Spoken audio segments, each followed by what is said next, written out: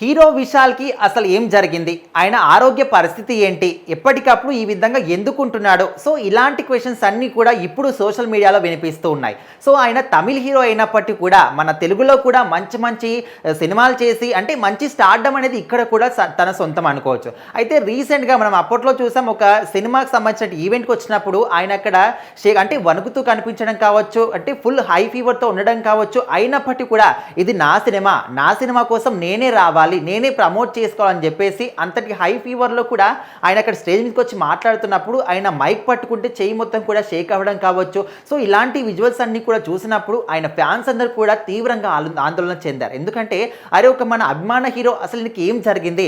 అప్పట్లో చూస్తే six ప్యాక్స్తోని full ఫిట్గా కనిపించే హీరో ఇప్పుడు ఈ విధంగా ఇంత సన్నగా అయిపోయాడు, పీలగా అయిపోయాడంటే వణుకుతున్నాడని చెప్పేసి అందరూ కూడా చాలా చాలా అంటే ఆందోళన చెందారు. సో ఇప్పుడు మరొకసారి అక్కడ ఒక టెంపుల్కి సంబంధించినటువంటి ఈవెంట్కి వచ్చినటువంటి హీరో విశాల్ అక్కడికక్కడే వచ్చిన కాసేపటికే కుప్పకూలిపోవడం జరిగింది. అంటే స్పృహ తప్పి పడిపోయాడు. సో వెంటనే కూడా ఆయన్ని హాస్పిటల్కి తరలించారు. తర్వాత అసలు అందరూ కూడా ఫ్యాన్స్ అందరూ తీవ్రంగా ఆందోళన చెందింది. అసలు ఏం జరిగింది, ఎందుకు ఈ విధంగా, అసలు మెయిన్గా అయినా ఉన్నటువంటి ఆరోగ్య పరిస్థితి ఏంటి, ప్రాబ్లం ఏంటి, ఇప్పటివరకు ఏవో తెలుసుకోవట్లేదా, అంటే మెడిసిన్ వాడట్లేదా, ట్రీట్మెంట్ తీసుకోవట్లేదా, ఇట్లా రకరకాల క్వశ్చన్స్ అన్నీ కూడా సోషల్ మీడియా మొత్తం మీద ఇవే కనిపిస్తూ ఉన్నాయి. సో మొత్తానికైతే ఇప్పుడు అక్కడ ఉన్నటువంటి వైద్యులు చెప్పిన వివరాలు ఏ విధంగా ఉన్నాయంటే ప్రజెంట్ అయితే హీరో విశాల్ బాగానే ఉన్నాడు. కాకపోతే ఆయనకి ఇప్పటివరకే కొన్ని హెల్త్ ఇష్యూస్ ఉన్నాయి కాబట్టి వాటి కారణంగా కొంచెం అస్వస్థకు గురయ్యారు. కానీ అంతకుమించి ఇంకేం లేదు. ప్రజెంట్ అయితే బాగానే ఉన్నాడు.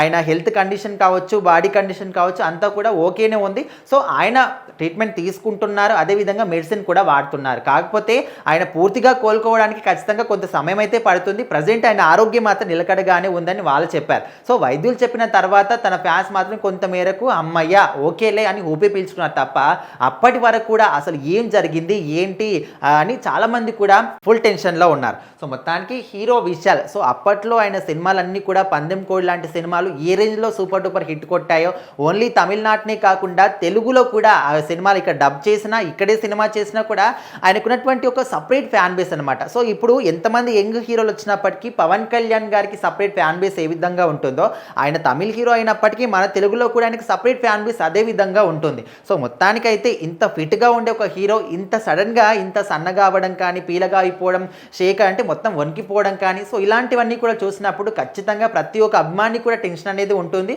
సో ప్రజెంట్ మాత్రం ఆయన ఆరోగ్యం అయితే నిలకడగానే ఉంది. సో తొందరలోనే ఇంకా కోలుకోవాలని చెప్పేసి ప్రతి ఒక్క అభిమాని కూడా కోరుకుంటున్నారు.